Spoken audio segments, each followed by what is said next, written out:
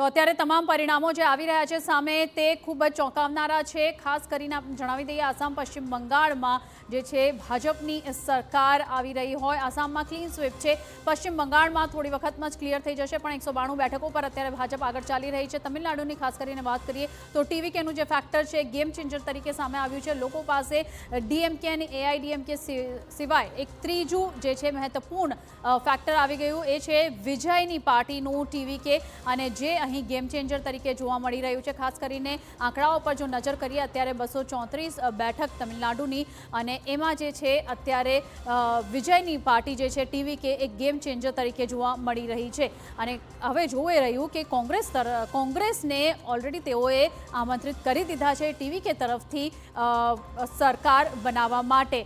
વિજય જે છે એક્ટર વિજય, તેમના જે પિતા છે તેમને કોંગ્રેસને આમંત્રણ પાઠવી દીધું છે સરકાર બનાવવા માટે। આ મુદ્દે તમારી સાથે ચર્ચા પણ કરીશું કે આખરે કોંગ્રેસનું વલણ આમાં કેવું રહેશે તે જોવાનું રહેશે। પણ અત્યારે આંકડાઓ જે છે તે ખૂબ જ ચોંકાવનારા છે। પહેલી વખત પોલિટિકલ ડેબ્યુ કર્યું છે વિજય, અને 108 બેઠકો પર તેઓએ ઓલરેડી લીડ મેળવી લીધી છે। અત્યારે વલણ જે આવી રહ્યા છે થોડી વારમાં સ્પષ્ટ થઈ જશે, હજુ પણ ચોક્કસ આંકડાઓ આવવામાં થોડી વાર છે। તો એક મહત્વના